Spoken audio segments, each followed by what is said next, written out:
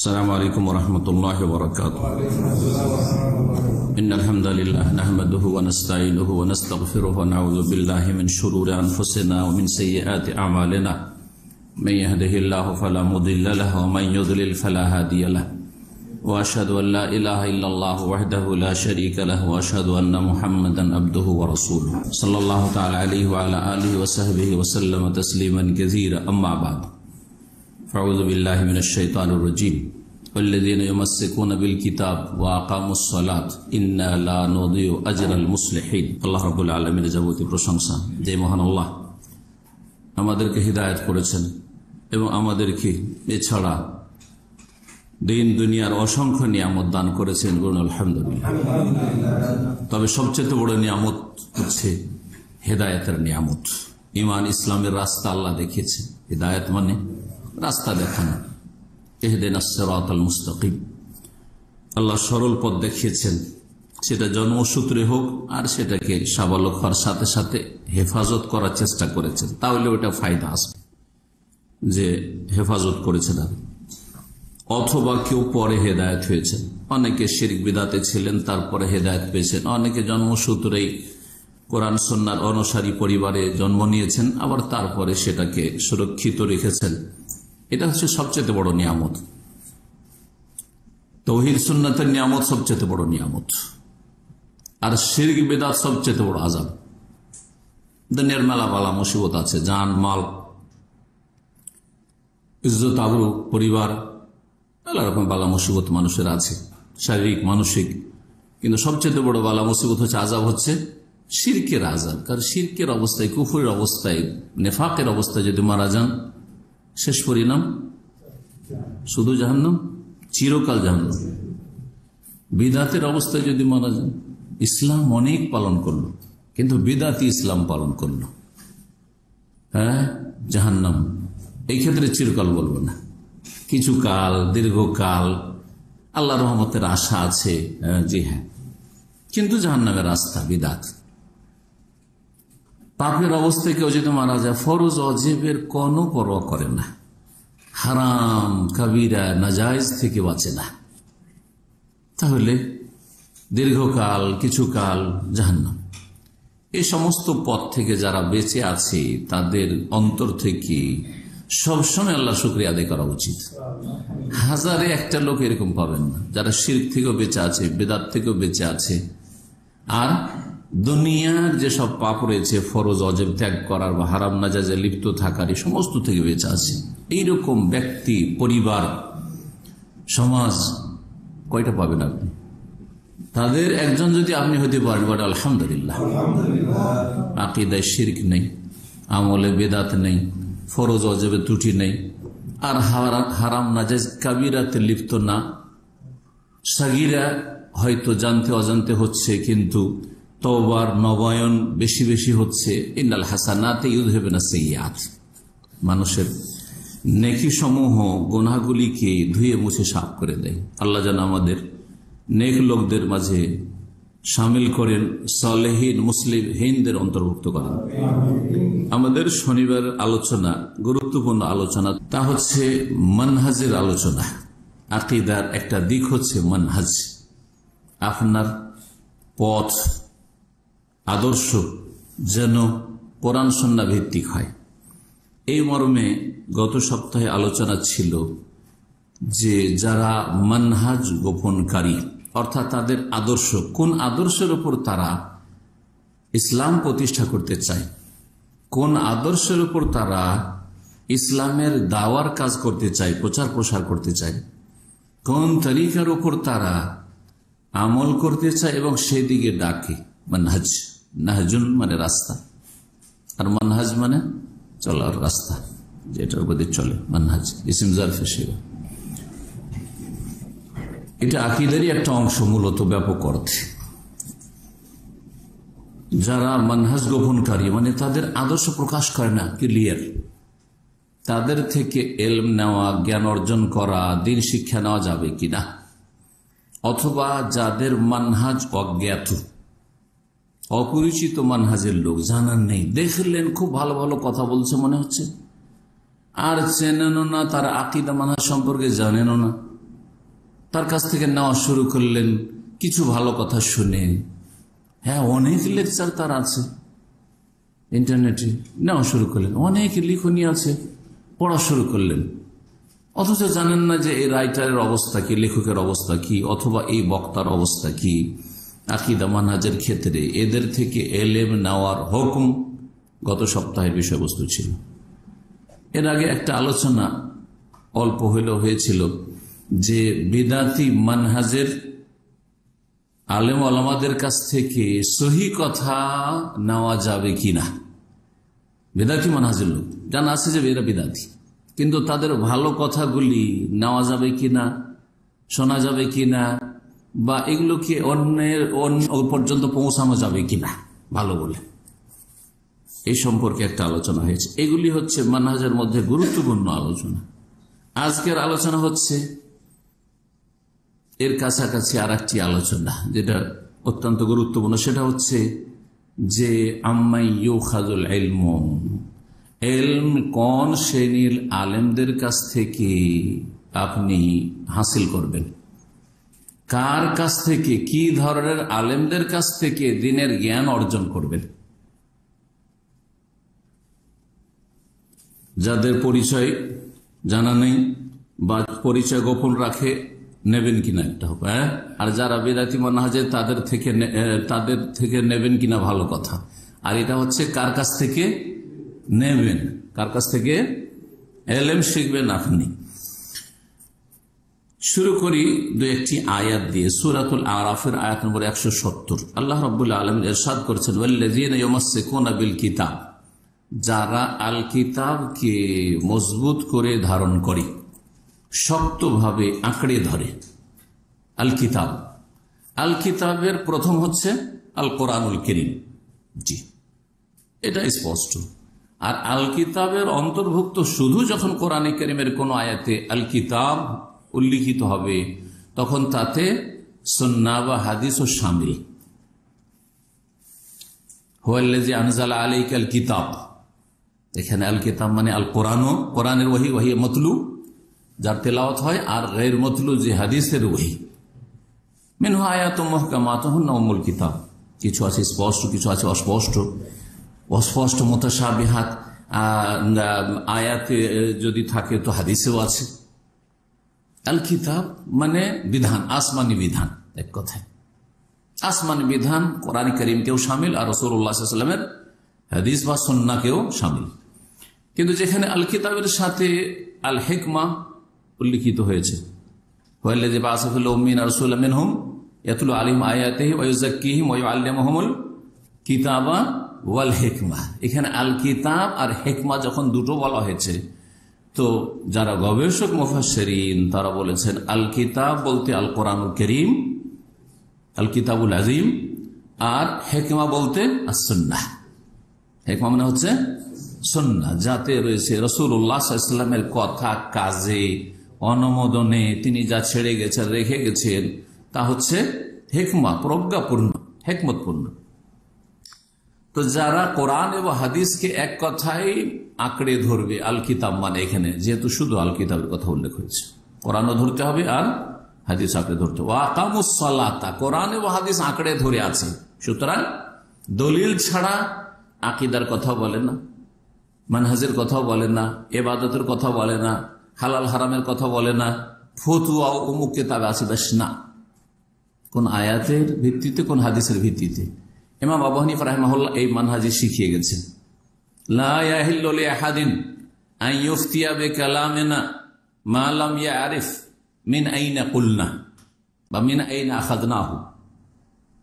কোন মানুষের জন্য ফতোয়া দেওয়া হালাল নয়, বরং হারাম ফতোয়া দেওয়া, হারাম ফতোয়া দেওয়া। কতক্ষণ পর্যন্ত? মালাম ইয়ারিফ, যতক্ষণ পর্যন্ত না জানবে যে কোন আয়াত বা হাদিস দলিলের ভিত্তিতে আমি এই ফতোয়া দিয়েছি। তাহলে আপনাকে ফতোয়া দেওয়ার জন্য, মুফতি সাজার জন্য দলিল জানতে হবে। ফিকহের কিতাবের হাওয়ালা আর ফতোয়ার কিতাবের হাওয়ালা, অমুক ফতোয়ার কিতাব ফতোয়া আলমগীরিতে আছে, কাজী খানে আছে, বাজাজিয়াতে আছে, শামিয়াতে আছে, হ্যাঁ যথেষ্ট না, দলিল জানতে হবে। এ হচ্ছে মুফতির কাজ। আর ফতোয়ার যদি নকল করেন, যে অমুক আলেম ফতোয়া দিয়েছেন নকল করলেন, সেটা আলাদা কথা।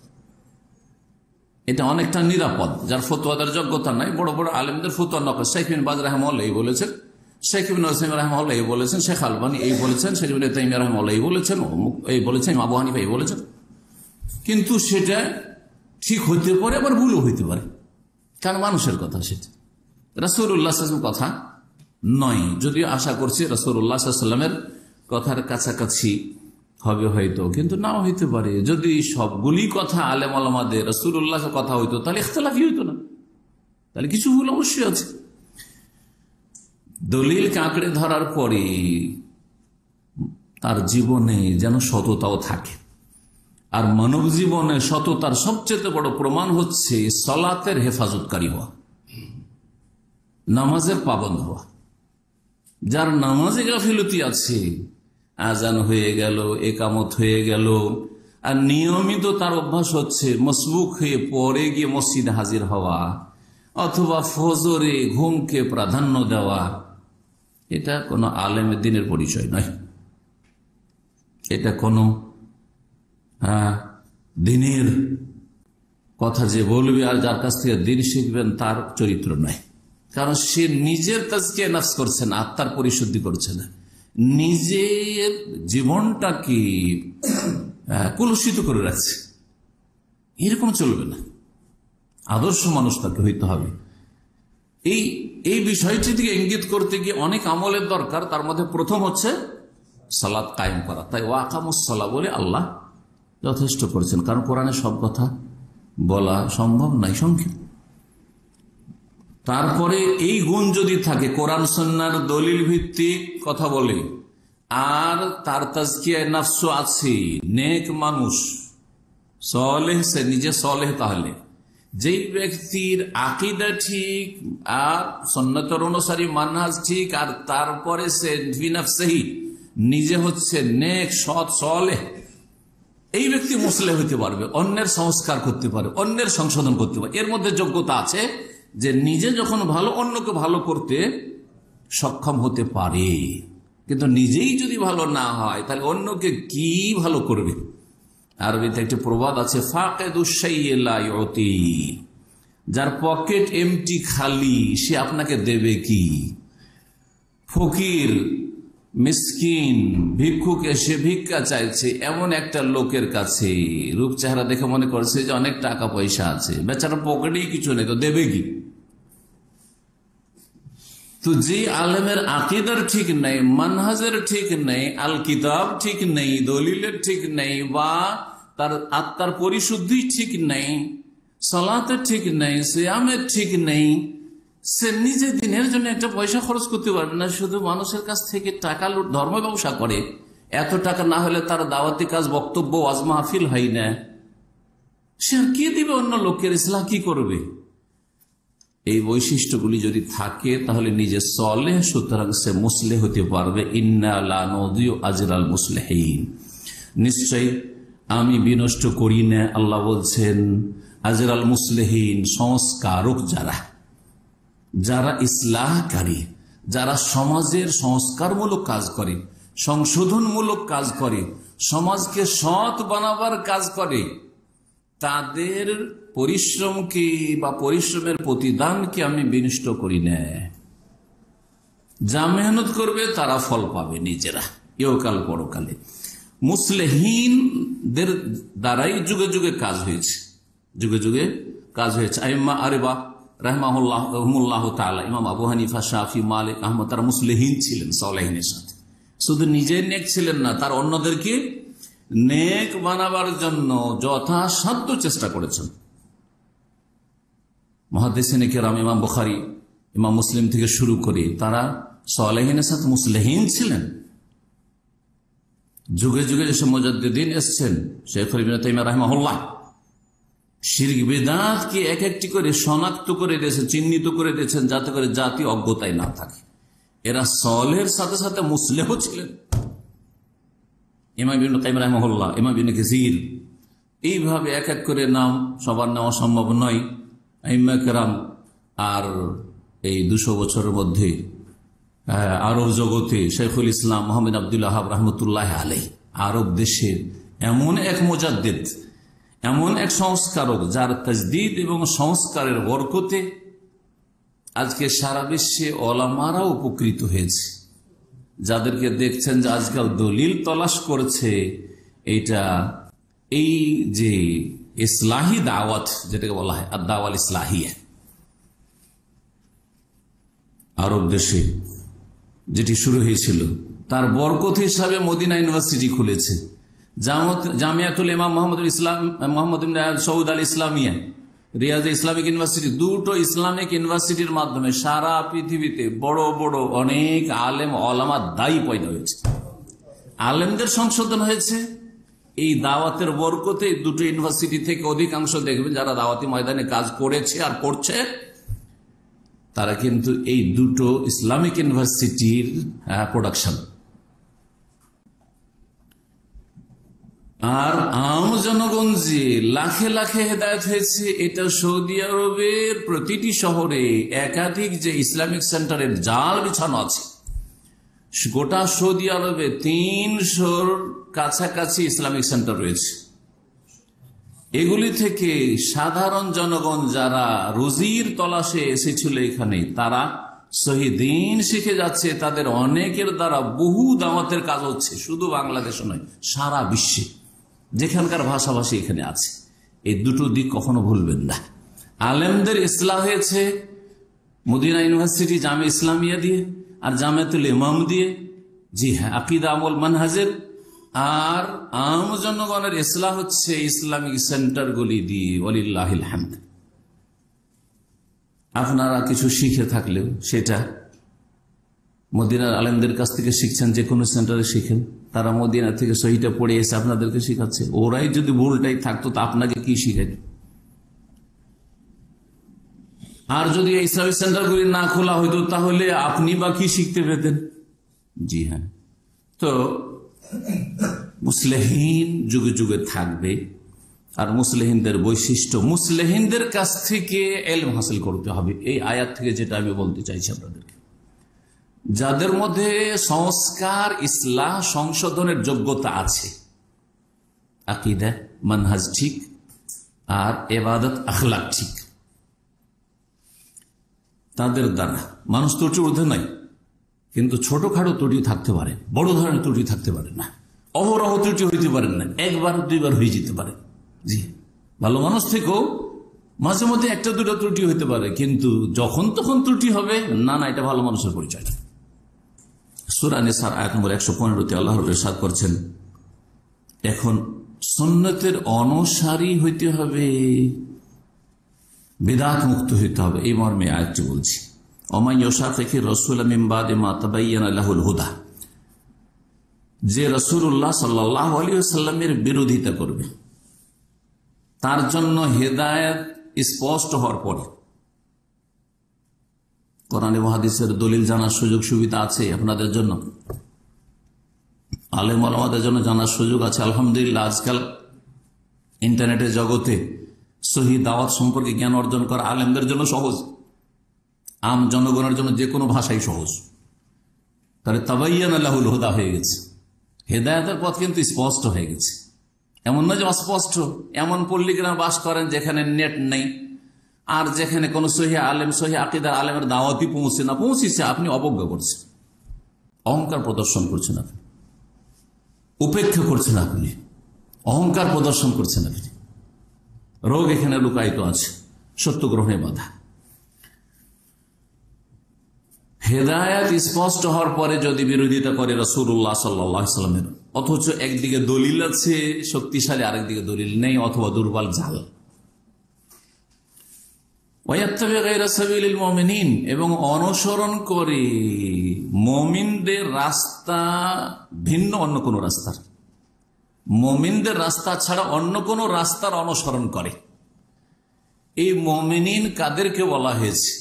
যেই সময় কোরআনে কারীম নাজিল হয়েছে সেই সময় যারা মুমিন ছিল তাদের নাম কি ছিল? সাহাবায়ে কেরাম। কারণ কোরআন নাজিল হওয়ার জামানায় যারা মুমিন ছিল সকলে কিন্তু সাহাবী। রাসূলুল্লাহ সাল্লাল্লাহু আলাইহি ওয়াসাল্লামকে এক নজরে যারা দেখেছে মোটামুটি সাহাবী, আর না হয়তো যদি একেবারে মরুভূমিও থাকে, তারপরে কোন সাহাবী গিয়ে তাদের কাছে দাওয়াত পৌঁছিয়েছে। এরা সাহাবায়ে কেরাম, তাবেঈন, জি হ্যাঁ, আর আরেকটি হাদিসের আলোকে তাবা তাবেঈন পর্যন্ত বলা যেতে পারে, কারণ এই তিনটি যুগে শিরক বিদআতের ফিতনা তেমন ছিল না। কিছু বিদআতের ফিতনা শুরু হলেও সামান্য ছিল, এত বেশি ছিল না, সামান্য কিছু ছিল। তো মুমিনদের রাস্তা বাদ দিয়ে অন্য রাস্তার অনুসারী যদি, অর্থাৎ সাহাবায়ে কেরামদের এক নম্বরে রাসূলুল্লাহ সাল্লাল্লাহু আলাইহি ওয়াসাল্লামের রাস্তার বিরোধিতা, দুই নম্বরে হচ্ছে সাহাবায়ে কেরামদের আদর্শের বিরোধিতা যদি করে তাহলে কঠোর শাস্তি রয়েছে। আল্লাহ বলেনি যে তাদের ইবাদত নাই, নামাজ নাই, তারা বেদিন বিধর্মী নাস্তিক ছিল। নুওয়াল্লিহি মা তাওয়াল্লা, যদি এইরকমটা হয় যে রাসূলুল্লাহ সাল্লাল্লাহু আলাইহি ওয়াসাল্লামের বিরোধিতা করলো, সাহাবায়ে কেরামদের বিরোধিতা করলো রাস্তার, তার নুওয়াল্লিহি মা তাওয়াল্লা, যেদিকে ফিরবে সেদিকে ফিরিয়ে দেব, আল্লাহ স্বাধীন চলতে দেবেন। ওয়া নুসলিহি জাহান্নাম, আর শেষ পরিণামে জাহান্নামে ঢুকিয়ে দেব। ওয়াসাআত মাসীরা, আর জাহান্নাম হচ্ছে বড়ই জঘন্য নিকৃষ্ট প্রত্যাবর্তন স্থল, পরিণামের দিক থেকে খুব খারাপ জায়গা মসির। সুতরাং যার কাছ থেকে এলিফ শিখবেন সে যেন রাসূলুল্লাহ সাল্লাল্লাহু আলাইহি ওয়াসাল্লামের বিরোধী না হয়, অনুসারী হয়। সাহাবায়ে কেরামদের যুগে যে ইসলাম ছিল সেই ইসলাম বিরোধী তাদের মানহাজ না হয়, পথ না হয়। সাহাবায়ে কেরামদের যুগে মজহাবি কন্দল গোড়ামি ছিল না, যেটাকে আত-তাআসসুব আল মাযহাবি বলা হয়। মজহাব শিখার জন্য এলেম শিখেন, শিখার পরে যেটা সহি সেটা গ্রহণ করেন। আমিও হানাফি মজহাবের ফিকহ যথেষ্ট পড়েছি, হেদায়া পর্যন্ত এমন কোনো কিতাবই নাই যেগুলো পড়িনি। আবার হাম্বলি মজহাবেরও ফিকহ পড়েছি, আবার ফিকহে মুকারিন 4 মজহাবের ফিকহও পড়েছি, কিন্তু গ্রহণ কোনটা করি? যেটা রাসূলুল্লাহ সাল্লাল্লাহু আলাইহি সাল্লামের ছেড়ে যাওয়া দ্বীনের কাছাকাছি লাগে সেটা গ্রহণ করি। এটা একজন আলেমের চরিত্র হবে, সেই আলেম থেকে আপনি নেবেন। রয়েছে সুফিবাদের গন্ধ, পীর মুরিদের গন্ধ, অথবা রয়েছে রাজনৈতিক গন্ধ, এই জঘন্য রাজনীতির গন্ধ, যে ইসলামের পুরো বড় ইবাদতই হচ্ছে ক্ষমতা অর্জন করা। না না, তাদের কাছ থেকে এলেম নেবেন না। মানহাজের দুটো ভুল, সবচেয়ে বড় ভুল ভারত উপমহাদেশে বিশেষ করে, আর আরব দেশগুলিতে মিশর থেকে আসা ফিতনা গ্রাস করেছে অনেক আরবদেরকে। জি, সেটা এই দুটো বললাম। জি, যাদের মধ্যে সুফিয়ানা চরিত্র রয়েছে, গুরুবাদ রয়েছে, পীরতন্ত্র রয়েছে, কিছুটা থাকলেও মানহাজের ক্ষেত্রে গুমরাহ তারা। আর যারা বলছে যে এবাদতে কুবরা, বড় এবাদত হচ্ছে আল হুকুমাতুল ইলাহিয়া, ইলাহি হুকুমত কায়েম করা, তাদের মানহাজ হচ্ছে গুমরাহকারী মানহাজ। এই দুই মানহাজের আলেম থেকে কখনো এলম হাসিল করবেন না। না হইলে দুধের মধ্যে 2-4 ফোঁটা বিষ দিয়ে দিবে আর আপনার ইমানকে মেরে দেবে, আপনি বুঝতে পারবেন না। সবই তো দুধ, 1-2 ফোঁটা বিষ আছে, আপনি বুঝতে পারবেন যে এতে বিষ দেওয়া আছে? না, দুধই লাগছে। আল্লাহ যেন বুঝার তৌফিক দান করেন।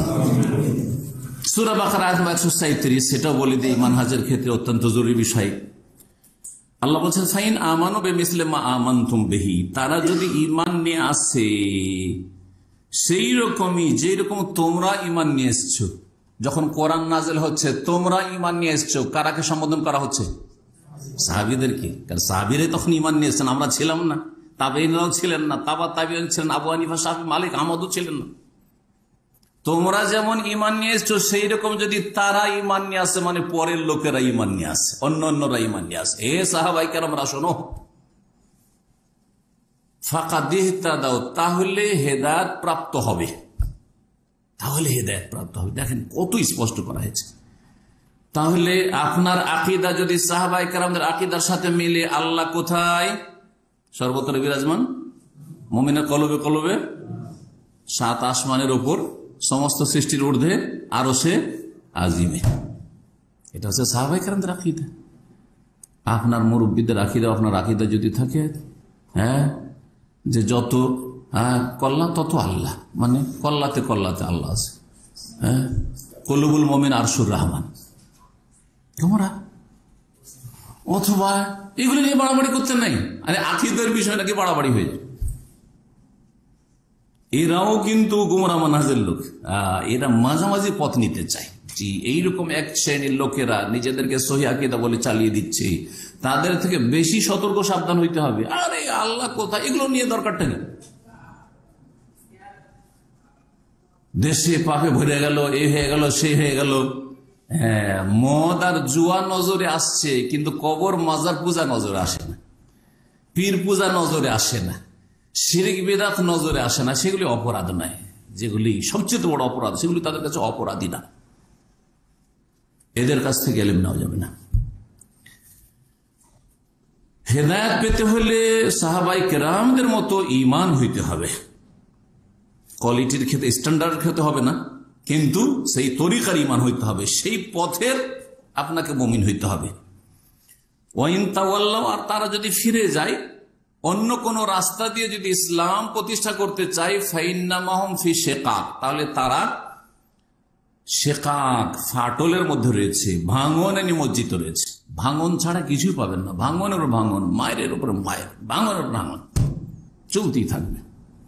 নবী করিম সাল্লাল্লাহু আলাইহি ওয়াসাল্লাম ছেড়ে যাওয়া পথ ছাড়া, সাহাবায়ে কেরামদের পথ ছাড়া, শেখাক ছাড়া আর কিছু নেই। ফাসায়াকফিকাহুমুল্লাহ, তাদের অনিষ্টের ক্ষেত্রে আল্লাহ, হে নবী, তোমার জন্য যথেষ্ট হবে, ওরা কিছুই ক্ষতি করতে পারবে না।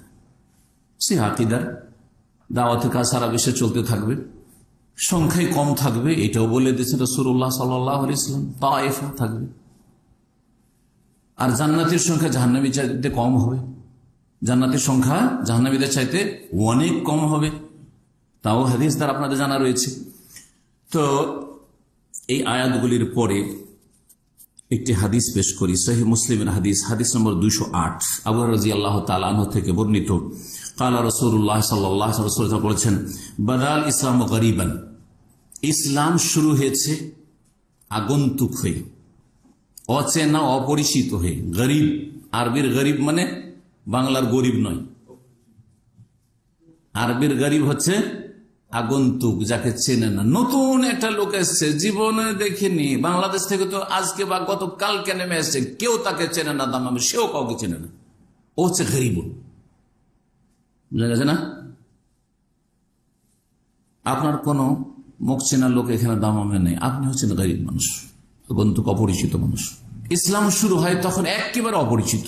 আরে কি বলে কি বলে, দেখো দেখো দেখো, এত সত্যবাদী মানুষ, যিনি সাদেক আর আমিন কাফেরদের কাছে মুহাম্মদ সাল্লাল্লাহু আলাইহি ওয়াসাল্লামকে নিয়ে এরা রসিকতা, মজাক আর হেউ প্রতিপন্ন করা শুরু করলো। তারা তো পাগল হয়ে গেছে, কি বলছে শোনো, আগন্তুক যেন হয়ে গেল। এত বিশ্বস্ত ব্যক্তি, এত সত্যবাদী ব্যক্তি, তাদের কাছে একেবারে যেন অপরিচিত হয়ে গেলেন। ইসলাম এভাবে শুরু হয়েছে। ধীরে ধীরে ধীরে ধীরে ধীরে 23 বছর গিয়ে, সুবহানাল্লাহ, 23 বছরের মধ্যে মাত্র 2 বছর কমিয়ে দেন, মানে মক্কা বিজয়ের বছর 8ম হিজরি, তখন মক্কা বিজয় হল, যেটা সবচেয়ে পবিত্র জায়গা, সেখানে শিরক কুফরি নেতৃত্ব। চিন্তা করেন আপনি, কত গরিব, কত দুর্বল ইসলাম ছিল, কিন্তু ধীরে ধীরে ধীরে প্রচার প্রসার হয়েছে। ওয়াসায়াউদ কামা বাদা গরিবান, ওয়াসায়াউদ গরিবান কামা বাদা, শব্দের পার্থক্যের সাথে রিওয়ায়াতগুলি রয়েছে। যেমন শুরু হয়েছিল আগন্তুক, অপরিচিত হয়ে, ওই রকমই এক সময় হয়ে যাবে, শুরু হয়ে গেছে। এয়ারপোর্টে শত শত লোক বসে আছে, মনে হচ্ছে আপনি একাই মুসলিম, যদি মার খামারা দাঁড়িয়ে থাকে, আল্লাহ একটা খুঁজে পাই না, আল্লাহর বান্দা। জানি না আপনার লাগে কি লাগে না, আমি এদিক সেদিক খুঁজতে থাকি যে কি জানি দিনই কোনো ভাই একটা আল্লাহর বান্দা, রূপ চেহারাটা তো চিনতেই পারি না, তারপর আশা করছি যে ইনশাআল্লাহ আল্লাহর কোনো বান্দা আছে হয়তো।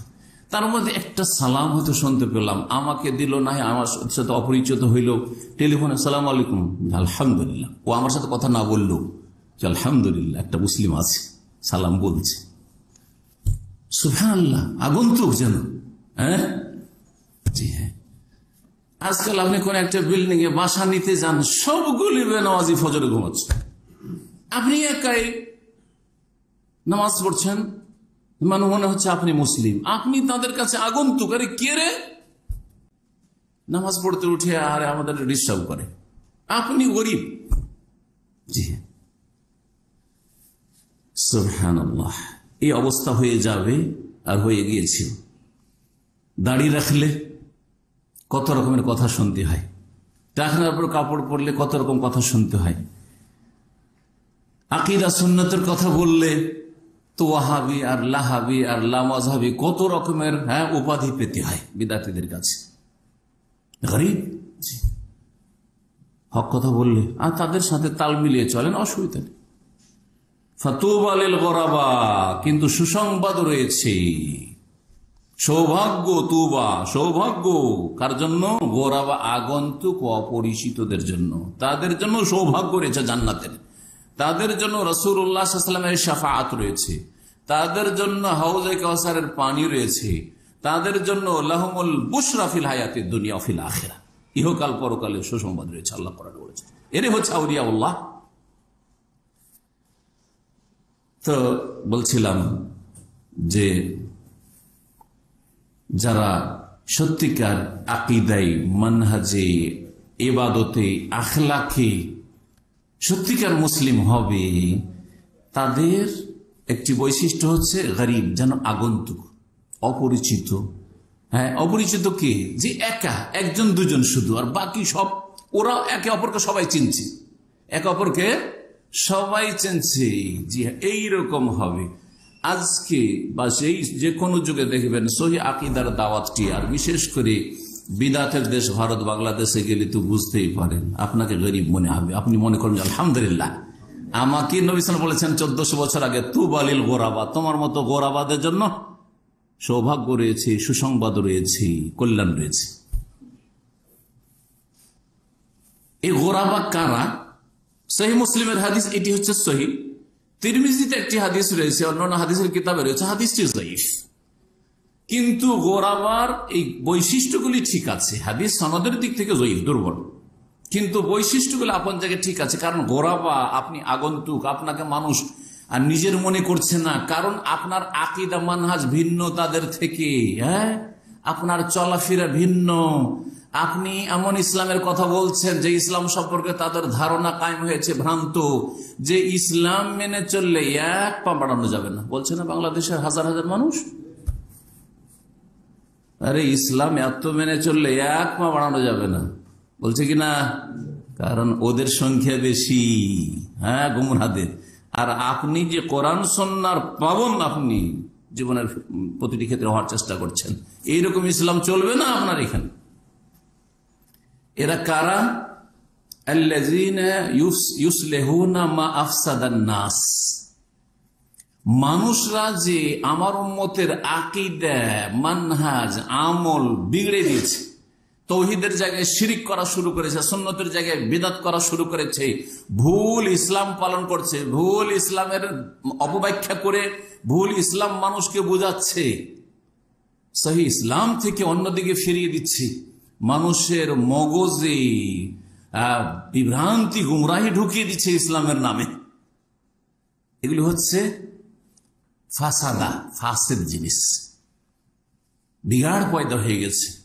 এগুলির যারা ইসলাহ করবে তারাই হচ্ছে গোরাবা, এগুলি যারা সংশোধন করবে তারাই হচ্ছে গোরাবা। সুতরাং আপনার সমাজে গিয়ে যখন আপনি মাজার সম্পর্কে বলবেন যে এগুলি হচ্ছে শিরকি কাজ, মিলাদ সম্পর্কে বলবেন যে এগুলি হচ্ছে বেদাত, জন্মবার্ষিকী সম্পর্কে অথবা বিবাহ দিবস সম্পর্কে বলে যে বিদাত, এগুলি হ্যাঁ, খাতনার দাওয়াত বিদাত, আর বিবাহে হাজার হাজার বিদাতে ভরা মুসলিমদের আমাদের সে বিবাহ শাদীগুলি, এগুলি কথা যখন বলবেন তখন আপনাকে বলবে যে কোথা থেকে আসলো রে, কোথা থেকে আসলো রে, এটা আবার কে রে? ওই যে গরিব হয়ে গেলেন না এদের কাছে, অথচ আপনি ইসলাহ করতে চাইছেন তাদের, নবীর জামানার বিয়ে শাদী করতে বলছেন, হ্যাঁ, নবী করিম সাল্লাল্লাহু আলাইহি জামানার তাদেরকে ইসলাম পালন করতে বলছেন। নবী সাল্লাল্লাহু আলাইহি জামানায় কি ছিল? মাজার ছিল, কবর 3 ভাগে বিভক্ত, রওজা শরীফ, মাজার শরীফ আর কবর। আপনার বাপের কবরটা কবর, আর পীরের যদি হয় তাহলে ওটার নাম হলো মাজার শরীফ। কেন বাপ বেশি মর্যাদা পাবে না? বাপের কবরটাকে কবর শরীফ বলতে, বা ওইটা কি মাজার শরীফ বলতেন? বাপের কবর বেশি জিয়ারত করতে হবে না পীরের কবর বেশি জিয়ারত করতে হবে? বাপের মায়ের কবর বেশি জিয়ারত করতে হবে। তো মাজার তো বলা হয় জিয়ারতের স্থান মানে মাজার, তাহলে যেটার বেশি জিয়ারত আপনার জন্য জরুরি সেটার নাম মাজার রাখবেন। কথা বলছেন না? বলছেন না? তাহলে আপনার বাপের কবরকে কেন, মায়ের কবরকে কেন মাজার শরীফ বলছেন না? কোথা থেকে সব বিদাত পেলেন? জি হ্যাঁ, মানুষ আমাদের দেশের ইসলামের জন্য 1 ঘন্টা সময় দিতে পারে না, কিন্তু রাজনীতির জন্য 24 ঘন্টা ঘুম নেই। হ্যাঁ, যেই রাজনীতি কুফরির ওপর প্রতিষ্ঠিত, গণতান্ত্রিক রাজনীতি। কথা বলছেন না? বলছেন না? আল্লাহ কি হিসাব নেবেন না যে 24 ঘন্টা তুমি সময় দিয়েছ তাদেরকে? আমি তোমার খালেক, আমি তোমার রব, আমার দিনকে কতটা সময় দিয়েছ? সময় বেশি হয়ে গেছে, জরুরি কথা কিন্তু বাকি আছে। ইমাম বুখারী রহমতুল্লাহ এর কথা বলবো আজকাল, ইমাম মুসলিমের কথা শুধু। সহিহ বুখারী থেকে একটা উদ্ধৃতি দেব, আর সহিহ মুসলিম থেকে 2-3টি উদ্ধৃতি দেব, যে কোন শ্রেণীর আলেমদের কাছ থেকে এলিম হাসিল করবেন। এর বেশি আর কিছু বলবো না, আয়াত হাদিসগুলির পরে। ইমাম বুখারী রহমতুল্লাহ আলাইহি কিতাবুল ইলমে বলছেন, ইলমের অধ্যায় শুরুতে রয়েছে ওহী, আর তারপরেই ঈমান, আর তারপরে ইলম। তো বলছেন যে বাবুল ইলমে কাবুলাল কওলি ওয়াল আমাল, এই অধ্যায় হচ্ছে যে ইলম অর্জন করতে হবে, জ্ঞান হাসিল করতে হবে কথা বলার আগে আর আমল করার আগে। একটা কথা বলার আগে কি করতে হবে? ইলম হাসিল করতে। আমি যে আপনাদের সঙ্গে কথা বলছি, আগে ইলম থাকতে হবে। যেই বিষয়ে বলছি ওই বিষয়ে ভালো ইলম থেকে বলতে হবে। আপনিও যখন কোন একটা কথা হালাল হারাম জায়েজ নাজায়েজ বলবেন, এটা ঠিক এটা ঠিক নয়, সুন্নাত বেদাত, আপনাকে আগে জানতে হবে, তারপরে কথা বলতে মুখ খুলতে হবে। আমল করলে সালাত আদায় করবেন, আগে সালাত শিখতে হবে না সালাত নামাজ পড়তে হবে? আগে শিখতে হবে। তাহলে আপনাকে আগে শিখতে হবে যে সালাত নামাজ শুরু করব নাওয়াইতো পড়ে না আল্লাহু আকবার দিয়ে, শেষ করব আসসালামু আলাইকুম ওয়া রাহমাতুল্লাহ দিয়ে, নাকি সম্মিলিত মোনাজাত দিয়ে? শিখতে হবে না? শিখতে হবে আগে ইলম, আর তারপরে কথা কাজ। তারপরে বলছেন যে দলিল হচ্ছে লিকাউলিল্লাহি তাআলা, মহান আল্লাহর বাণী, ফাআলাম আন্নাহু লা ইলাহা ইল্লাল্লাহ, ভালো করে জানো, ইলম হাসিল করো, জ্ঞান অর্জন করো যে আল্লাহ ছাড়া কোনো সত্য মাবুদ নেই।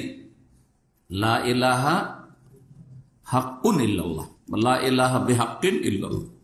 এখানে লা ইনাফি জিনসের খবর উজ্জ্ব রয়েছে। এটা হচ্ছে সঠিক অর্থ, সবার জন্য শিখা ফরজ, যে কোনো স্তর মুসলিমের জন্য শিখা ফরজ। লা ইলাহা ইল্লাল্লাহ সহি অর্থ, আল্লাহ ছাড়া কোনো মাবুদ নেই নয়, আল্লাহ ছাড়া কোনো সত্য মাবুদ নেই, সত্য উপাস্য নেই। ওয়াস্তাগফির লিযামবিক, ফাআলাম আন্নাহু লা ইলাহা ইল্লাল্লাহ ওয়াস্তাগফির লিযামবিক। আয়াতের বাকি অংশটুকু উল্লেখ না করলে দলিল পুরা হয় না। আগে আল্লাহ কি বলছেন?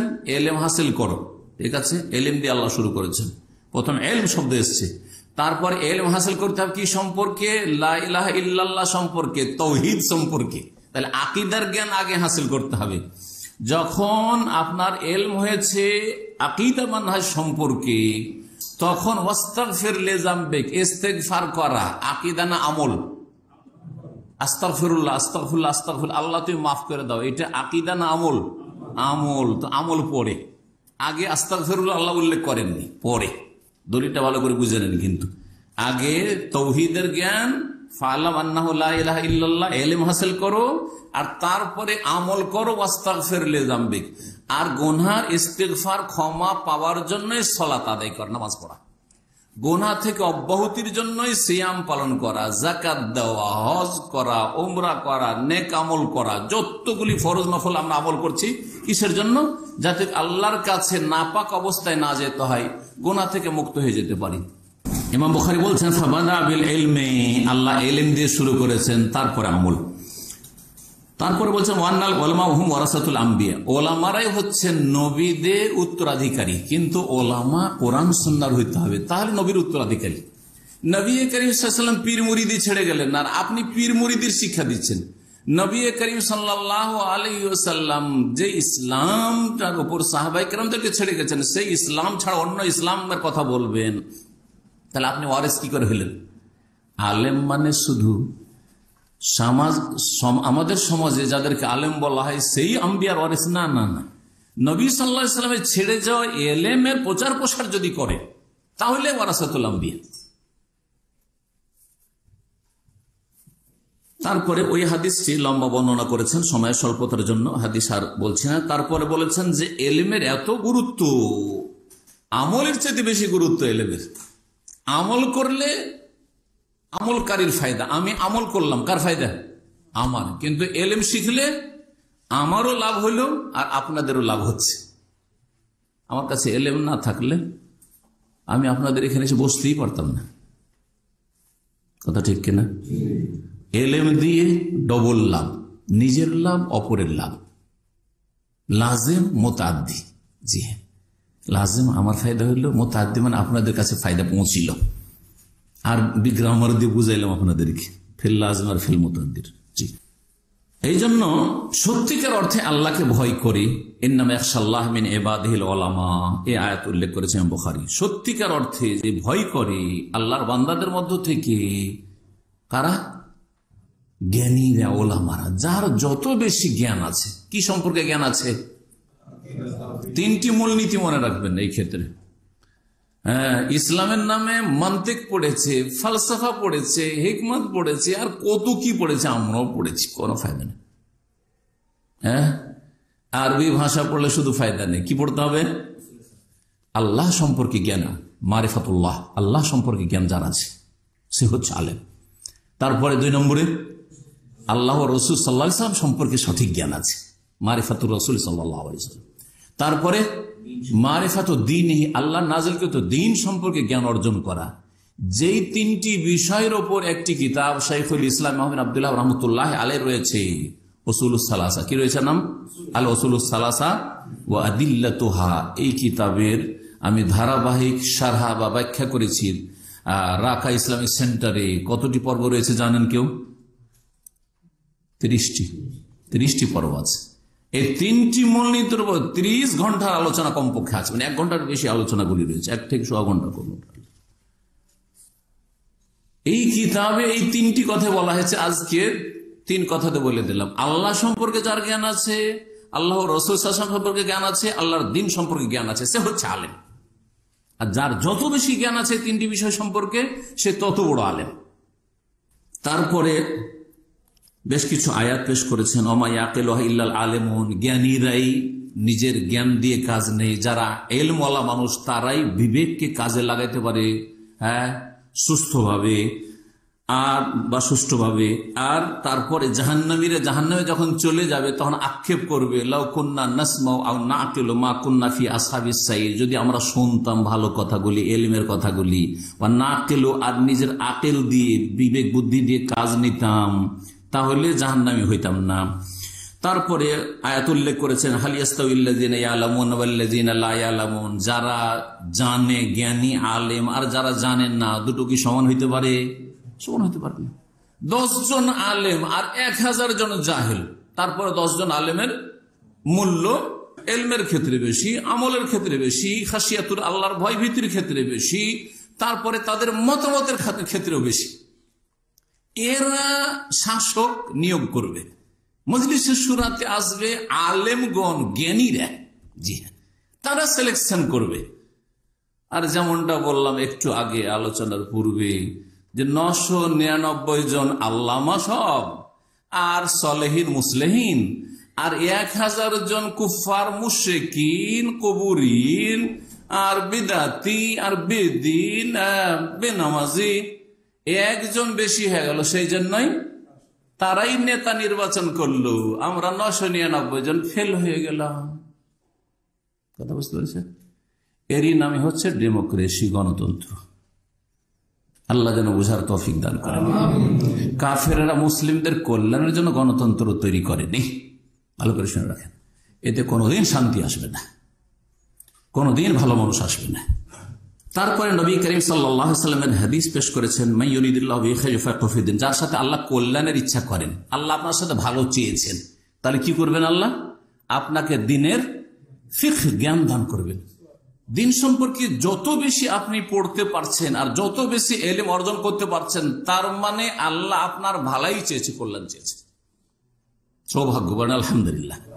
আর কেউ যদি আসতে না পারে দিন শিখার জন্য, যে কোনো জায়গায় যেখানে যে থাকবে, দেশে হোক, এখানে হোক, অন্য কোনো জায়গায় হোক, যে ইলম শিখতে আগ্রহী না আর মনোযোগী না, তার সাথে আল্লাহ কল্যাণ চাইবে। মাদ্রাসায় একসাথে আমরা লেখাপড়া করেছি ছোট থেকে, বহু সাথীর সঙ্গে এখনো দেখা সাক্ষাৎ হয়। কেউ ভালো আলেম হয়ে গেছে, কেউ এখনো মক্তবে কায়দা বাগদাদি পড়াচ্ছে, কেউ ব্যবসা বাণিজ্য করছে, হ্যাঁ, এমনকি কেউ বেনামাজি হয়ে গেছে। সুবহানাল্লাহ, মাদ্রাসা পড়তে একসময় ওরা, আল্লাহ ওদের সাথে কল্যাণ চায়নি। আলহামদুলিল্লাহ, যার সাথে আল্লাহ কল্যাণ চেয়েছে তাকে কিছু ইলমে দ্বীন, কোরআন সুন্নাহর জ্ঞান দিয়েছে। তো আপনি একজন হওয়ার চেষ্টা করবেন, আল্লাহ যেন তৌফিক দান করেন। তারপরে ইমাম বুখারী রাহমাতুল্লাহর কথা শুরু হচ্ছে আয়াত হাদিসগুলির পরে, বলছেন ওয়াইন্নামাল ইলমু বিত্তাআল্লুম, আর নিশ্চয়ই জ্ঞান অর্জন হয়, ইলম হাসিল হয় শিক্ষা অর্জন করলে। বাড়িতে বসে থাকবেন আর কিছু অনলাইনে কিছু বই পুস্তক ডাউনলোড করলেন, অথবা কিছু বই কিনে নিজে নিজে বাড়িতে বসে বসে, অফিসে বসে বসে কিছু বই পড়ছেন ইসলামিক, আর কিছু বক্তব্য শুনছেন অনলাইনে শুধু, আর বলছেন যে আমি এখন ফতোয়া দেওয়ার যোগ্য হয়ে গেছি। না, মোটেই না। ইলম হাসিল হবে তাআল্লুমের মাধ্যমে। তাআল্লুম মানে আলেমের কাছে বসে জ্ঞান অর্জন করা, এটা হচ্ছে তাআল্লুম। মুতাআল্লিম কাকে বলে? ছাত্রকে। আর মুআল্লিম কাকে বলে? শিক্ষককে। মুআল্লিমের সামনে ইলম হাসিল করলে যেটা বুঝতে পারলেন না, শেখ বুঝতে পারলাম না, বলার সুযোগ আছে কিনা? কিন্তু অনলাইনে যদি শুনেন বুঝতে পারলাম না, কি বুঝে বসে থাকলেন, হবে না? জি, এরকম মেলা কেসা আছে।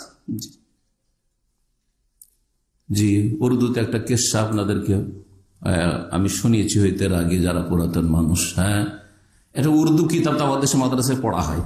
তো মক্তবের মৌলভী সাহেব বেশি এলেম তো নাই, সামান্য উর্দু জানে, তো একটা হাদিসের তর্জমা পড়েছে, जब इमामत करे, जब नामाजियों की इमामत करे तो আছে কথাটি হালকি পড়ে।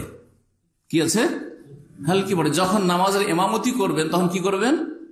হালকা নামাজ আদায় করবেন, কারণ আপনার পিছনে দুর্বল রোগী থাকতে পারে, প্রয়োজন কারো থাকতে পারে, হালকা করে, লম্বা করিয়েন না। ও পড়েছে হালকিটাকে হিলকে পড়ে নিয়েছে। পড়েছে কি, जब নামাজিও কি ইমামত করে তো হিল কে পড়ে, আর তারপরে ইমামতির চান্স পেয়েছে, ও তো হিলা শুরু করেছে। আউযু বিল্লাহি মিনাশ শাইতানির রাজিম, বিসমিল্লাহির রহমানির রহিম, এরকম ঝুঁকছে। মুসল্লিরা তো অবাক, হ্যাঁ, আরে বাবা, আমাদের ইমাম পাগল হয়ে গেল নাকি, না জিন ধরিনোর জিন সওয়ার হয়ে গেল, কথা বুঝতে পেরেছে? জি হ্যাঁ, এরকম মেলা কিসসা আছে। এই জন্য উসুলে হাদিস, মুস্তালাহুল হাদিসের কিতাবে ইমাম সৈয়দ রহমতুল্লাহ আলাইহি উল্লেখ করেছেন, ইমাম ইবনে সালাহ উল্লেখ করেছেন, হাফিজ হাজার রহমতুল্লাহ আলাইহি উল্লেখ করেছেন। এই কথাগুলি এই মুস্তালাহুল হাদিসের কিতাবাদিতে রয়েছে, আমরা হাদিস ফ্যাকাল্টিতে পড়েছি। তাতে একটা উক্তি আছে, মান কানা শাইখুহু কিতাবুহু, মান কানা শাইখুহু কিতাবুহু কাল্লা সওয়াবুহু ওয়া কাসরা খাতউহু বা খাতাউহু। যার শেখ হবে কিতাব অথবা অনলাইনের কিছু লেকচার সামান্য, ওর এলেমের দৌড় হচ্ছে কতটুকু, কোন একটা কিতাব ধরে নেছে, পড়েছে, ওইখান থেকে ওইটাই হচ্ছে তার ওস্তাদ। অনলাইনে কিছু পড়েছে অথবা কিছু শুনেছে, সেটাই তার ওস্তাদ। মানকানা শেখহু কিতাব, কারো শেখ যদি কোনো ব্যক্তি আলেম না হয়ে কিতাব হয়, তাহলে কাল্লা সওয়াবহু, তার সঠিক কথা খুব ভুল হবে, খুব কম হবে। সঠিক কথা খুব কি হবে? কম হবে। তার সঠিক কথা খুব কম হবে, বলতে গিয়ে ভুল করবে, ফতোয়া দিতে গিয়ে ভুল করবে, কাউকে একটা কথা বলতে গিয়ে ভুল করবে, আলোচনা করতে গিয়ে ভুল করবে, কারণ সে কিতাব থেকে শিখেছে। কিতাবের লেখক কি উদ্দেশ্যে বলেছে, ও কি উদ্দেশ্য বুঝে বসেছে। ওয়া কাল্লা সওয়াবহু, সঠিকটা কম হবে, ওয়া কাসুরা খাতাউহু, আর তার ভুল ভ্রান্তি খুব বেশি হবে। ভুল ভ্রান্তি কি হবে? বেশ। পক্ষান্তরে ওস্তাদের সামনে বসে যদি লেখাপড়া করে তো এর বিপরীত হবে, ভুল কম হবে আর সহিটাই বেশি হবে। এই জন্য ইমাম বুখারী বলছেন এলেম শিখতে হবে তাআল্লুমের মাধ্যমে। ইমাম বুখারী কোথাকার লোক চিন্তা করেন, হ্যাঁ, উজবেকিস্তান কোত্থেকে, বোখারা সামারকান্দ থেকে সফর করে বাগদাদ, ওখানে আলেমদের কাছ থেকে ইলম হাসিল করলেন। তারপরে শাম দেশে গিয়ে দমিশকে, ফিলিস্তিনে বাইতুল মুকাদ্দাসে, আর তারপরে হেজাজ, মক্কায়, মদিনায়, এমনকি ইয়েমেন, কত দূর ইয়েমেন চিন্তা করেন। কোথায়? বোখারা সামারকান্দ একবার সুদূর উত্তরে, সেখান থেকে দক্ষিণাঞ্চল একেবারে সে সানআ, ইয়েমেনের রাজধানী, ওখানে সে আব্দুর রাজ্জাক সানআনী রাহমাতুল্লাহ ইমাম, তার কাছ থেকে ইলম হাসিল করেছেন। তারপরে ইমাম বুখারী হয়েছেন। এমনিতে হয়েছে তো ওস্তাদের কাছ থেকে কি করতে হবে? ইলম শিখতে হবে, ক্লাসে আসতে হবে। আমি অনলাইনে ওখানে লাইভ শুনে নিচ্ছি, আর লাইভ শুনলে কি শুনলেন আপনি? কি বলতে কি শুনে বললেন আপনি? হ্যাঁ, কোনখানে একটা কথা অস্পষ্ট ছিল, অথবা কি হয়েছে, হয়তো বলতে গিয়ে ভুল হয়েছে, ওইটা গিয়ে আপনি ঠিক মনে করে নিলেন, হতে পারে না। তারপরে ইমাম বুখারী রাহমাতুল্লাহ আলাইহি যে বিষয়টি উল্লেখ করেছে ইন্নামাল ইলমু বিত-তাআল্লুম, এই কথাটি একটি রিওয়ায়াতে রয়েছে। ইমাম দারাকুতনী রাহমাতুল্লাহ আলাইহি তার আফরাদ নামক কিতাবে উল্লেখ করেছেন আবু হুরায়রা থেকে আর আবু দারদা থেকে, ইন্নামাল ইলমু বিত-তাআল্লুম, ইলম হাসিল হয় কিসের মাধ্যমে? শিক্ষা অর্জন, ওস্তাদের কাছে বসে শিক্ষা অর্জনের মাধ্যমে। আর মানুষ সহিষ্ণু হয়, ধৈর্যশীল কেমন করে হইতে পারে? অনেকে কিন্তু অধৈর্য। ধৈর্যশীল হবে বিত-তাআল্লুম, ধীরে ধীরে এটার অভ্যস্ত হওয়ার কারণে অভ্যস্ত হইতে হবে ধৈর্য ধরার ক্ষেত্রে। ওয়ামাইয়াতাহাররাল খায়রা ইউতাহ, আর যে কল্যাণ সন্ধান করবে তাকে কল্যাণ দেওয়া হবে। ওয়ামাইয়াত্তাকিশ শাররা ইউকাহ, আর যে অনিষ্ট থেকে বাঁচতে চাইবে তাকে আল্লাহ বাঁচাবেন বা বাঁচানো হবে।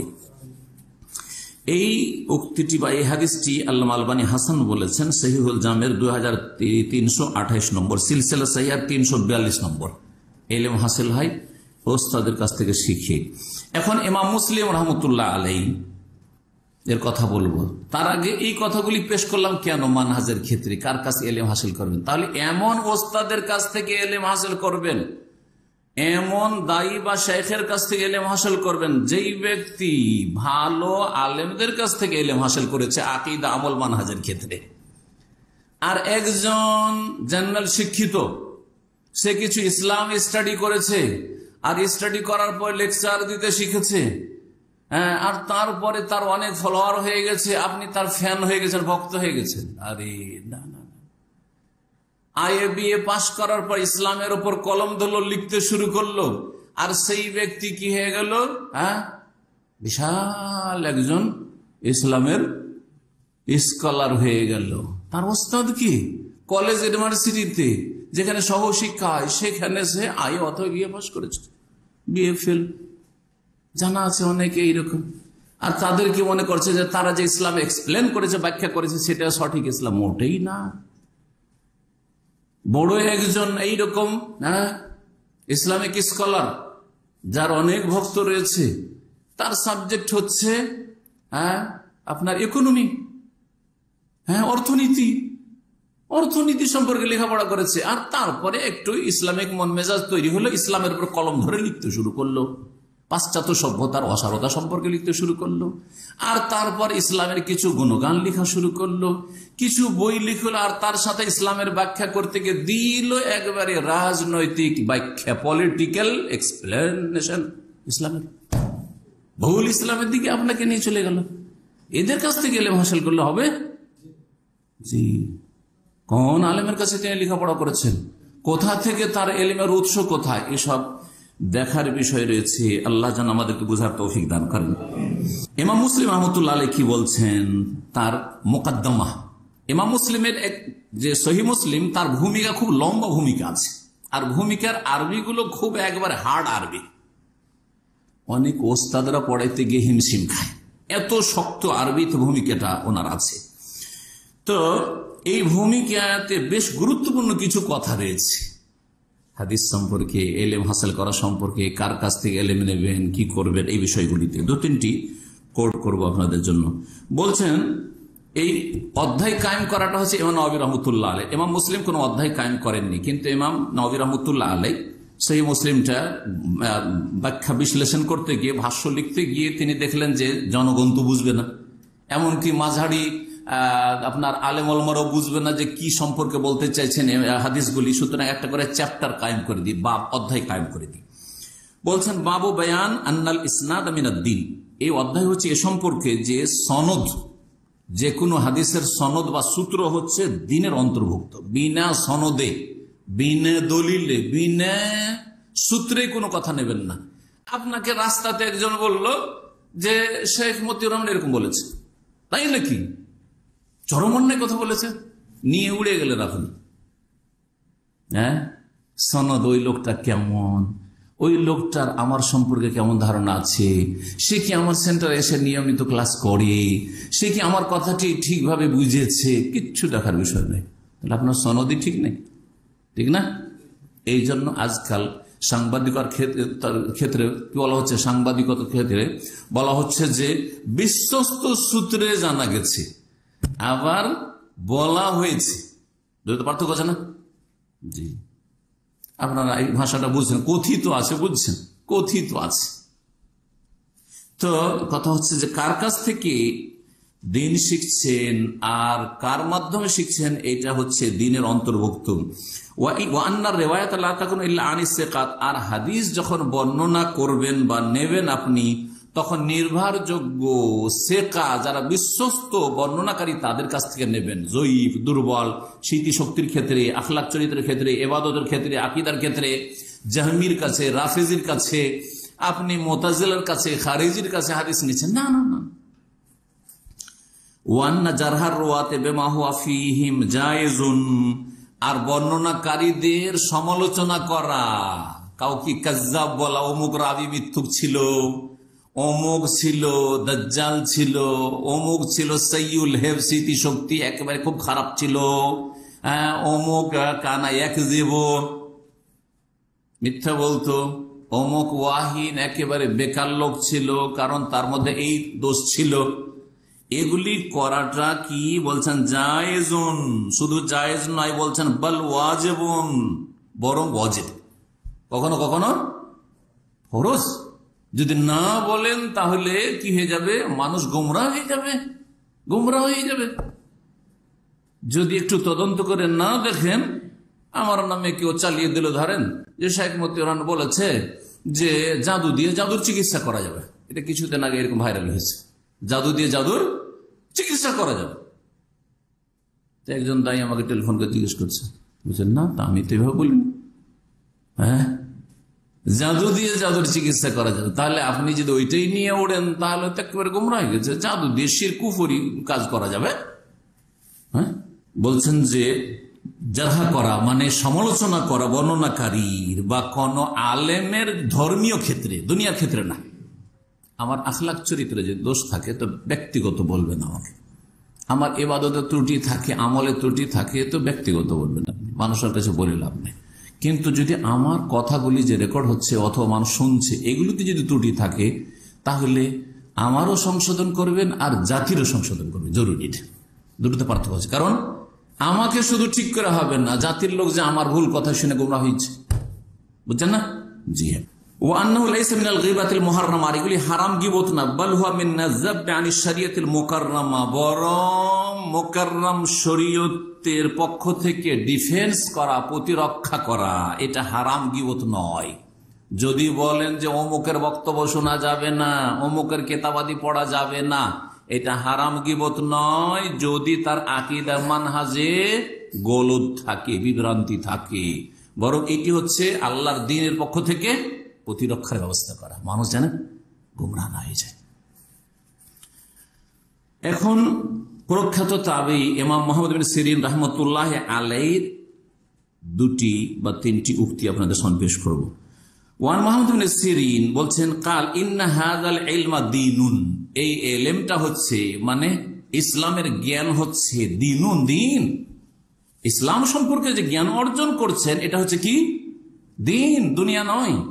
ফানজুরু আম্মান তাখুযুনা দীনাকুম, সুতরাং একটু গভীরভাবে চিন্তা করে দেখো যে কার কাছ থেকে তোমরা দিন নিচ্ছ, শিখছো। তার আকীদা কি, তার মানহাজ কি, তার আখলাক কি, তার আমল কি, তার শিক্ষাগত যোগ্যতা কি। আমার মতোই একটা গুতরা দেখলেন, রুমাল সুন্দর, আর আমার চাইতে বড় বড় দাড়ি দেখলেন, আর আমার চাইতে ভালো বাংলা জানে, ভাষাও খুব সুন্দর, আর তার ফতুয়া, আর আপনি মদিনার বড় বড় ভারে আলেম অথবা সৌদি আরব বড় বড় আলেম আলমা রয়েছে, তাদের ফতুয়াকে ভুল বলে দেখেন, হ্যাঁ উনিও তো একজন আলেম বলছে, বরবাদ হয়ে যাবেন আপনি। বোঝা গেছে কিনা? এই ইলম হচ্ছে দিন, দিনের ব্যাপার এটা। সুতরাং কার কাছ থেকে দিন শিখছো একটু চিন্তা করে দেখিও, চিন্তা করতে বলছে। তাহলে সবার কাছ থেকে দিনের ইলম নেওয়া যাবে, দুনিয়ার ইলম নেওয়া যাবে। কম্পিউটার শিখবে, ড্রাইভিং স্কুলে ড্রাইভিং শিখতে গেছেন, ও ফাসেক শিখাচ্ছে, মোকা সিগারেটে গন্ধ, আর ভাষা খুব খারাপ, একটু ভুল করলে গাল দিচ্ছে। আমাদের এক ভাই একজন আলেম ড্রাইভিং শিখতে গেছে, ওই খোবারের সেন্টার, অনেক আগের কথা বলছে, দিয়েছে এক চড়, ভুল করছে তখন আবার দিয়েছে এক চড়, একবারে চরিত্র খারাপ। ওর কাছ থেকে ড্রাইভিং শিখতে যাচ্ছেন দুনিয়া, কিন্তু দিন শিখতে যাবেন চরিত্রহীনের কাছে। হ্যাঁ, আর যদি আকীদারহীন হয় তাহলে তো আরো মারাত্মক ব্যাপার। মুকদ্দমা সহিহ মুসলিম প্রথম খণ্ড 33 পৃষ্ঠায় রয়েছে। ইবনে সিরিন রাহমাতুল্লাহ থেকে দ্বিতীয় রিওয়ায়াত বলছেন লাম ইয়াকুনু ইয়াসআলুনা আনিল ইসনাদ, সাহাবায়ে কেরামদের যুগে সনদ জিজ্ঞাসা করা হইতো না। প্রথম দিকে কার কাছ থেকে শুনলেন কথা বলা হইতো না। আবু হুরায়রা যদি বলেন কালা রাসূলুল্লাহ সাল্লাল্লাহু আলাইহি সাল্লাম, আবু বকর ওমর শুনছেন, মেনে নিতেন। জি, আব্দুল্লাহ ইবনে উমর, জাবের, কেউ বর্ণনা করছেন, কোন একজন সাহাবী, যে কোন সাহাবী বর্ণনা করছেন, সাহাবীরা বলতেন এই তুমি কার কাছে শুনেছো? তুমি রাসূলুল্লাহর সঙ্গে ডাইরেক্ট শুনেছো না ইনডাইরেক্ট? মাঝখানে আর কোন সাহাবী আছে নাকি? লাম ইয়াকুনু ইয়াসআলুনা আনিল ইসনাদ, সনদ সম্পর্কে সাহাবারা পরস্পরকে জিজ্ঞাসা বাদ করতেন না। ফালামা ওয়াকাতিল ফিতনা, তো কিন্তু যখন ফিতনা শুরু হয়ে গেল, এই ফিতনা বলতে সিফফিনের যুদ্ধকে বোঝানো হয়েছে।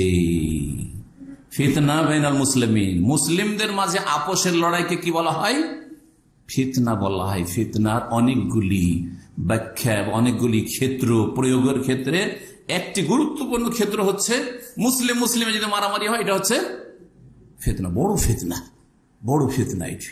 জি হ্যাঁ, ওর চেয়ে বড় ফিতনা শিরক। জি, যখন ফিতনা শুরু হলো, মানে এইদিকে মুআবিয়া রাদিয়াল্লাহু তাআলার দল, এইদিকে আলী রাদিয়াল্লাহু দল, সিফিনের যুদ্ধটা হয়ে গেল, সাবাইদের ষড়যন্ত্রে এরকম হয়ে গেল। আর ওখান থেকে এক দল বেরিয়ে গেল, সেটা আর এক গোমরাহ দল, খারেজি, ফতোয়া দিল, বড় মুফতি সেজে গেল। আলী কাফের, মুআবিয়া কাফের, আমর ইবনে বাস কাফের, সব কাফের। হ্যাঁ, মানুষের বিচার কেন মানলো? সুতরাং কাফের। এই আন্দোলন শুরু করলো, তাদের নাম হচ্ছে খারেজি। আলী রাদিয়াল্লাহু তাআলা দলেই ছিল তারা। যখন বেরিয়ে গেল, বেরিয়ে যাওয়াকে খারাজা এখরজও বলা হয়, যে বেরিয়ে যায় সে খারিজ। সুতরাং এদেরকে কি বলা হয়? ফাসুম্মু আল খাওয়ারিজ, এদেরকে কি বলা হলো?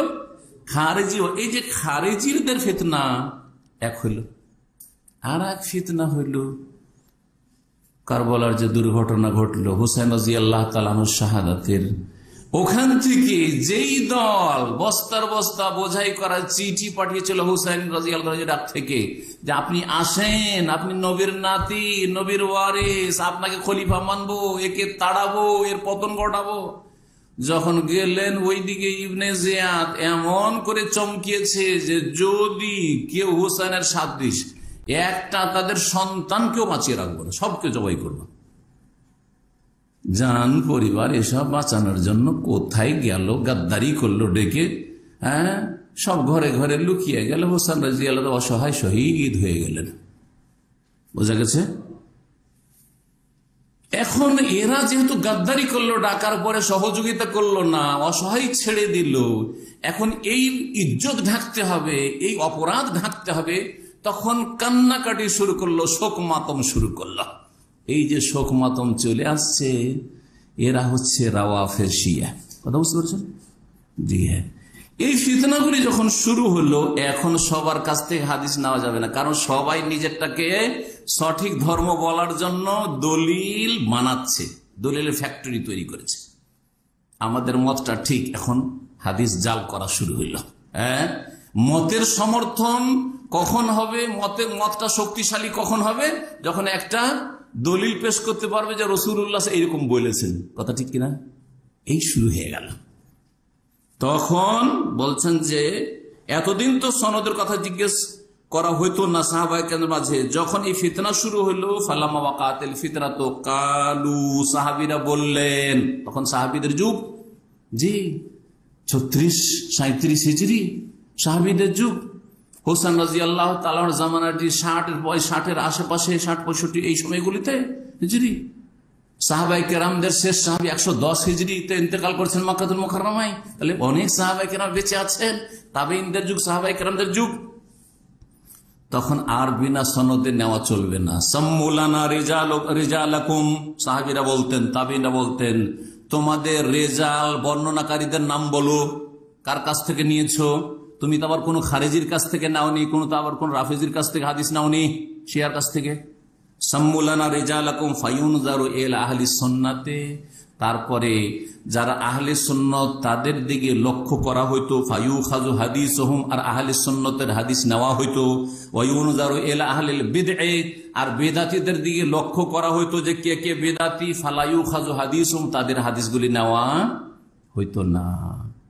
তাহলে সেই যুগে বেদাতীদের কাছ থেকে হাদিস না হইতো না, সেই যুগের বেদাতের চাইতে মারাত্মক বেদাত আজকে হচ্ছে বর্তমান যুগের বেদাত, সুফিজমের বেদাত, আর তারপরে মাজার ব্যবসার বেদাত, আর তারপরে মিলাদ ব্যবসার বেদাত, আর তারপরে আপনার এই রাজনৈতিক ইসলামিক ব্যাখ্যার বেদাত। জি হ্যাঁ, এই সমস্ত বেদাতের যুগে কতটা সতর্ক হইতে হবে, এবং বেদাতীদেরকে কি করতে হবে? ফালা ইউখাযু হাদিসুহুম, ওদের কথা নেওয়া চলবে না, ওদের বক্তব্য নেওয়া চলবে না, ওদের লিখনি পড়া যাবে না। ভালো করে শুনেন, কার কাছ থেকে এলিম শিখবেন? আর যারা আহলে সুন্নাত কোরআন এবং হাদিসের অনুসারী, যুগে যুগে থেকেছে, আছে, এখনো আছে, আর থাকবে, লা তাযালু তায়ফাতুম মিন উম্মতি, তাদের কাছ থেকে দ্বীন শিখবেন। সহিহ মুসলিমের ভূমিকা 33 নম্বর পৃষ্ঠা। শেষখানে একটি উক্তি বলে শেষ করে দিচ্ছি, এটি আলোচনা শেষ, লম্বা হয়ে গেল। আব্দুল্লাহ মুবারক প্রখ্যাত মুহাদ্দিস,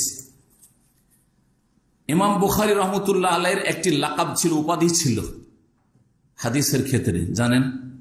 আমিরুল মুমিনিন ফিল হাদিস, হাদিসের তিনি আমিরুল মুমিনিন।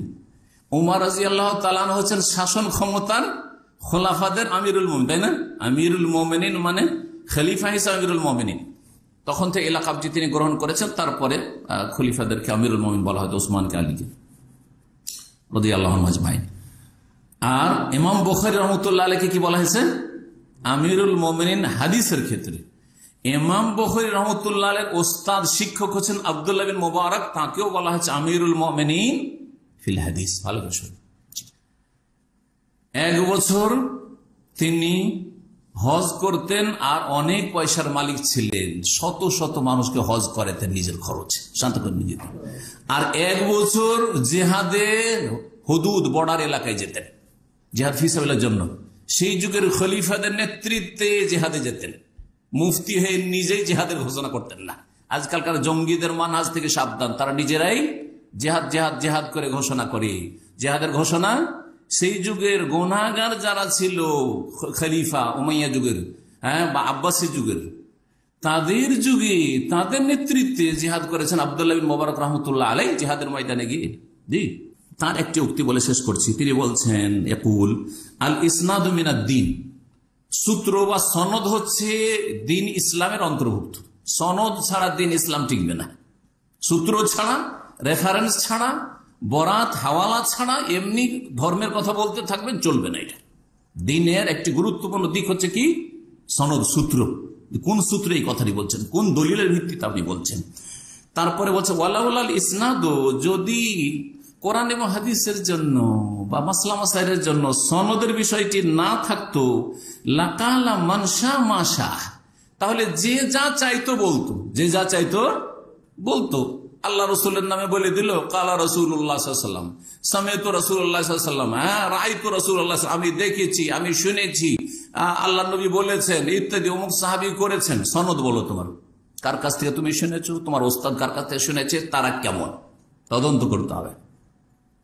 বলছেন আল ইসনাদ মিনাদ দ্বীন, সনদ হচ্ছে দ্বীনের অন্তর্ভুক্ত। যদি সনদ ছেড়ে দেন, সনদবিহীন আপনি ধর্ম গ্রহণ করেন, লাকালা মান শাআ মা শাআ, তাহলে যে যার ইচ্ছা, যেমন ইচ্ছা, যা বলার ইচ্ছা বলতে থাকবে। আজকে আমাদের দেশে স্বাধীন দেশ, কি হচ্ছে, বাক স্বাধীনতার নামে শিরকের মাহফিল হচ্ছে, বিদাতেরও মাহফিল হচ্ছে, আর গুমরাহিরও মাহফিল হচ্ছে। ইসলামের নামে কত গুমরাহকারীরা রয়েছে, আর হক পথীদের বলার স্বাধীনতা আছে, সেটাকেও চেপে রাখার চেষ্টা করা হচ্ছে। কথা ঠিক কিনা? কিন্তু আলহামদুলিল্লাহ সৌদি আরব, এখানে তৌহিদের মুখ খোলা আছে, সুন্নাতের মুখ খোলা আছে, তৌহিদ সুন্নাতের অনুসারীদের মুখ খোলা আছে, শিরক বিদাতকারীদের মুখ বন্ধ করা আছে, যার ফলে এখানে খাঁটিটা জানার একটা সুযোগ আছে। জি হ্যাঁ, আর অনেক ভেজালের মধ্যে কোনটা ঠিক আর কোনটা ভুল বুঝাই মুশকিল হয়ে গেছে আমাদের দেশের ইসলামের অবস্থা। এটাও সহিহ মুসলিমের ভূমিকাতে রয়েছে, ইবনুল মুবারক রাহমাতুল্লাহ আলাইহি কথাটি প্রথম খণ্ড 33 পৃষ্ঠাতে রয়েছে। আল্লাহ যেন আমাদেরকে হক বোঝার তৌফিক দান করেন, এবং যারা কোরআন সুন্নাহর অনুসারী তাদের কাছ থেকে দলিল ভিত্তিক দিন শিখার এবং দিন নেওয়ার তৌফিক দান করেন। যারা বিভ্রান্ত করে থাকে, নিজেরা বিভ্রান্ত, অন্যদেরকে গুমরাহ করে থাকে, আল্লাহ তাদের অনিষ্ট থেকে আমাদের মুসলিম সমাজকে, মুসলিম ভাই বোনদের বেঁচে থাকার তৌফিক দান করেন, আল্লাহ যেন বাঁচিয়ে রাখেন। শেষখানে দোয়া করব, আল্লাহ রাব্বুল আলামিন যেন মুসলিম জাতির জন্য, বিশেষ করে বাংলাদেশে যে ইলেকশন রয়েছে, মুসলিমদের জন্য, ইসলামের জন্য যাতে কল্যাণ রয়েছে, আল্লাহ যেন সেটাই করেন। যার নেতৃত্বে আসাতে, যার ক্ষমতায় আসাতে ইসলামের কল্যাণ হয়, আল্লাহ যেন সেটাই করেন। আর যাদের নেতৃত্বে আসাতে ইসলাম মুসলিমদের অনিষ্ট হয়, আল্লাহ যেন তাদেরকে দূরে সরিয়ে দেন। এর চাইতে ভালো দোয়া আমি মনে করি না যে কিছু হইতে পারে। কারণ আমারও জানা নেই যে কে ভালো হবে, আপনাদেরও জানা নেই যে কে ভালো হবে। কথা ঠিক কিনা? আর এইগুলির মধ্যে থেকে কেউ আসবে, আর ফেরেশতা নেমে আসবে না কেউ। সুতরাং এইটুকু দোয়া করতে থাকবেন, তাহাজ্জুদে এই যে দিনগুলি চলছে, দোয়া করবেন আল্লাহ যেন আমাদেরকে সৎ নেতৃত্ব দান করেন, যেই নেতৃত্বের মাধ্যমে ইসলামের খেদমত হয়, মুসলিমদের খেদমত হয়, দেশের খেদমত হয়, ইসলাম এবং মুসলিমেরা শক্তিশালী হয়। সুবহান রাব্বিকা রাব্বিল ইজ্জাতি আম্মা ইয়াসিফুন ওয়া সালামুন আলাল মুরসালিন ওয়াল হামদুলিল্লাহি রাব্বিল আলামিন। জাযাকুমুল্লাহ।